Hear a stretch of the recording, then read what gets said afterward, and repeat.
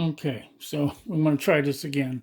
So starting from this, when you take the bolt out of the rifle, and I think you remember how to do that. I hope so. If not, give me a call. All right, so take your Allen wrench tool, and yours is just a T-handle, and I don't know how strong it is in there. Um, I should have told you to get one of these, but if you've got an Allen wrench set that is, L-shaped, that'll make things easier.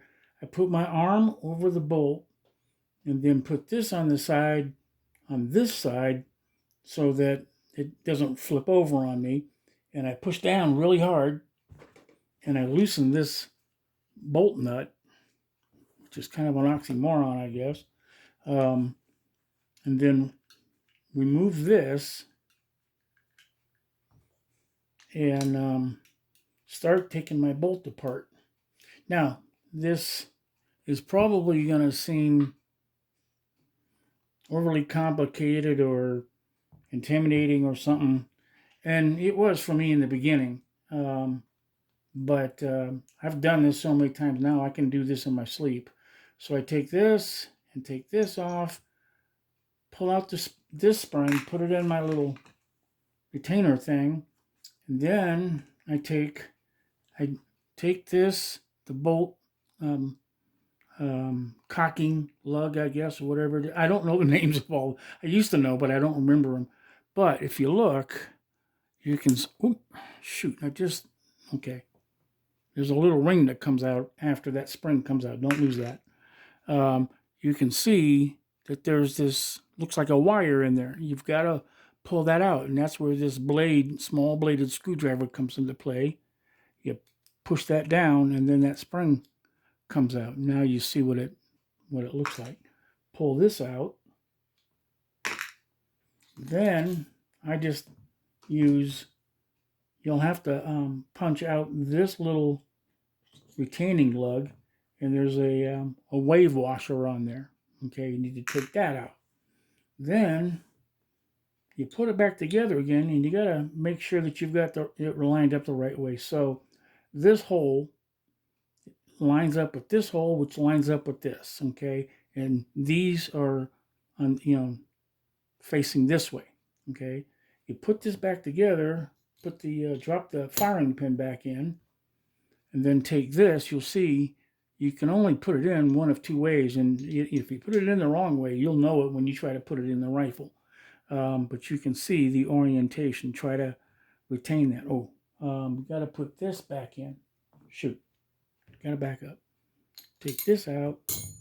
Put this pin back in, and you got to get that hole lined up so that the firing pin will go through it. I don't know if you can, but then it drops through, and you can see the firing pin sticks out. Okay, then put this on, then put this on, and then screw this back in. You don't have to screw it in very tight. I just get it really snug, and it doesn't have to be really snug, but that's just the way I do it. Okay, so that's good and snug. All right, now we need to take, with this is called the bolt head. I got to take this apart. Okay, so what I do is I take the screwdriver and put the flat blade right up against that, and then I put it up against the table. Let's see if you can see. And then what I do is put my thumb down over the bolt head. The phone holder is blocking my view, so I hope it's good. And I push down pretty hard, and I got to keep my thumb over it because there's a ball bearing and a spring in there, and if you're not careful, those will go flying, and you'll probably never find them. You can get new ones, but just do this. Push until you feel it pop. Okay, there it popped, and I keep my thumb on there, and then that comes off. That's the extractor.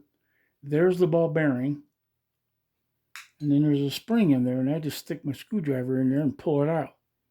Okay, So that portion is done. Now you've got to get this guy out. So you've got this side, and then you've got that side. This is where your punch comes in. You put it in here.